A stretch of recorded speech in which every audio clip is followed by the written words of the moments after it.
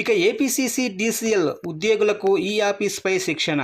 APCC DCL పరిధిలోనే ఉద్యోగులకు ఈ ఆఫీస్ నూతన వర్షన్లపై అవగాహన కల్పించేందుకు ప్రభుత్వం నిర్ణయించింది. ఈ మేరకు గురు శుక్రవారాలు 2 రోజుల పాటు శిక్షణ తరగతులను ఆన్లైన్ వేదికగా నిర్వహిస్తుంది. ప్రస్తుతం మధ్య ప్రాంత విద్యుత్ పంపిణీ సంస్థల్లో కార్యకలాపాలన్నీ ఈ ఆఫీస్ 6.3 వెర్షన్లో నిర్వహిస్తున్నారు. అయితే ఈ వెర్షన్ పాతది కావడంతో తరచూ మొరాయిస్తుండడంతో కార్యకలాపాలు నిర్వహణ ఉద్యోగులకు ఇబ్బందిగా మారింది.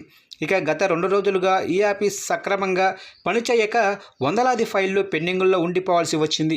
ఈ నేపథ్యంలో కేంద్ర ప్రభుత్వం ఆధ్వర్యంలో అన్ని ప్రభుత్వ కార్యాలయాల్లో ఈ ఆఫీస్ వ్యవస్థ నిర్వహిస్తుంది. ఈ సాఫ్ట్వేర్ నూతనంగా 7.1 వెర్షన్ విడుదల కావడంతో ఆ సంస్థ దేశవ్యాప్తంగా పలు ప్రభుత్వ రంగ సంస్థల్లో ఆ వెర్షన్లో ఉన్న ప్రాధాన్యతలు ఉపయోగించే విధానంతో పాటు ఆయా సంస్థల కంప్యూటర్లలో ఈ సాఫ్ట్వేర్ ఇన్స్టాల్ చేస్తున్నారు. ఈ నేపథ్యంలో విజయవాడలోని ఏపీసీసీ డీసీఎల్ ప్రధాన కార్యాలయంలో సిబ్బందికి ఆన్లైన్ వేదిక వెర్షన్ 7.1పై గురువారం అవగాహన తరగతులు జరిగాయి. ఏ విధంగా ఉపయోగించాలి, ఫైల్స్ ఎలా అప్లోడ్ చేయాలి తదితర అంశాలపై సాంకేతిక నిపుణులు వీడియో కాన్ఫరెన్స్ ద్వారా ఇంజనీరింగ్ అధికారులతో పాటు పరిపాలనా విభాగ సిబ్బందికి అవగాహన కల్పించారు.